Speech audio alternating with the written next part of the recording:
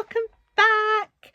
I've just got back from Worldcon, which is the World Science Fiction Society's convention. This year it was in Glasgow. Next year it'll be in Seattle. So I had a great time. I went to panels, talked about books, did lots of knitting, did some dancing, played with the kids. It was beautiful weather the whole time we were there. Like everything, the whole place was just like okay, so it's raining, but it's raining prettily, and it's windy, but it's pretty wind. So yeah, that's what I mean by beautiful, not like sun. And yeah, we had some of that too. So I'm happy to talk about the things I went to see if you were interested in that. But my purpose here is because this was the first Worldcon I went to where I could cope with being in the dealer's room and the art space. I don't do well with narrow corridors and high ceilings, so I'm not great at markets or mazes or anything like that. And my experience is that the lighting for these things tends to be really harsh and almost dizzy making, and that if they do try and close off the space, because a lot of people have the opposite problem with big open spaces. But this one, they managed to do things with like fences that went like that, so I didn't feel hemmed in, but hopefully other people did feel like they had a bit of protection from all that open space. But it means I was able to wander around the dealer's room a bit more than usual, and I was relatively restrained. Okay, I was really good. So I did not spend too much money, and I did not fill up my shelves too much. But it was also my wedding anniversary. So I was given this Over Emotional. It's about, I think it's a queer meet cute, but it's about a boy who explodes people's heads when he gets over emotional.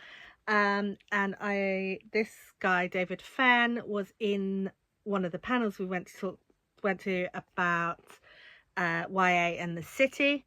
And his books are partly set in London, but they're also partly set in like out of season holiday town. Nothing like quite like an out of season holiday town in the rain. That's what I always think. It's Krista Bergline. Show my age. But this is so it's queer romantic comedy with like maybe magical realism, and I'm super excited for it, and the guy seemed really lovely.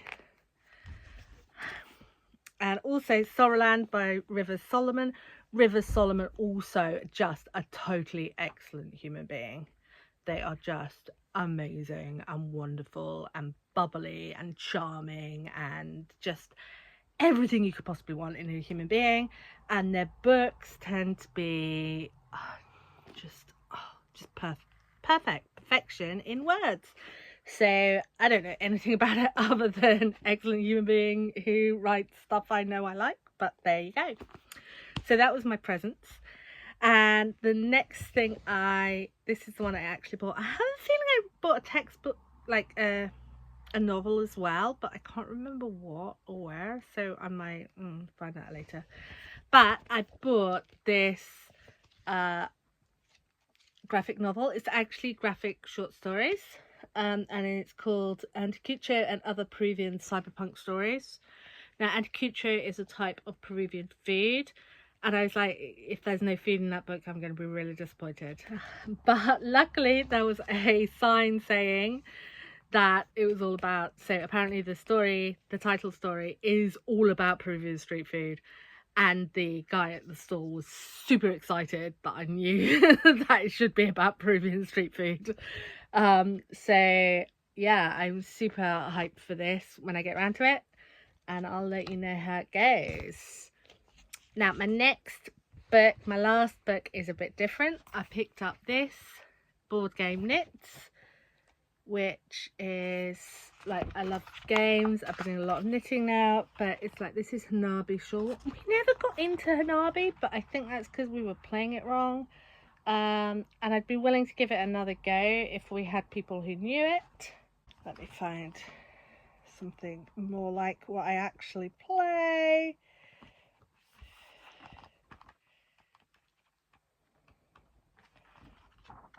Sagrada socks. I love Sagrada, which is a pattern matching dice drafting game, and I definitely plan to make these socks. In fact, I plan to make these socks slightly the wrong colour.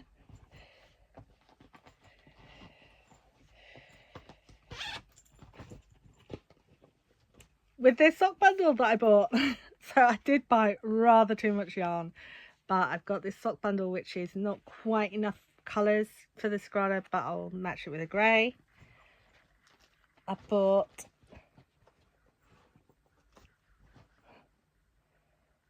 it's got tangled up in my knitting bag now. I bought this, which is a Kelpie colourway, which is because it's all those kind of teals and blues that I really love, and I love Kelpies, and see, and Iron Brew colour, which if you've ever been to Scotland, you'll know that Iron Brew is their national drink.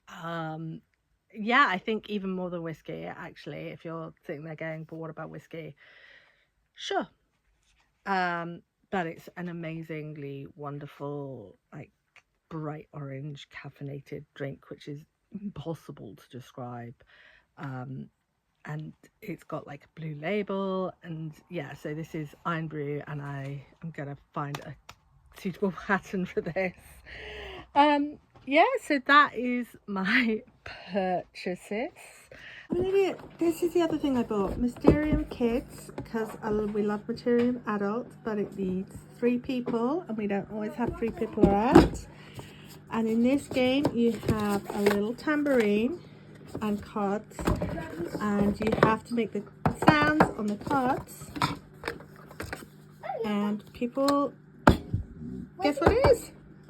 And it is super cute and super hard and slightly spooky and just generally lovely. And yeah, so I've been doing a lot of knitting. I need some impetus to sit down. Do any of you guys like to do the kind of live which is sit and knit rather than sit and read? Is that something you'd be interested in, like an ambience video of reading and knitting and because I'm not great at sitting still, but I can give it a go. And yeah, and do you want to hear more about my adventures in Glasgow? And I will see you soon. Bye.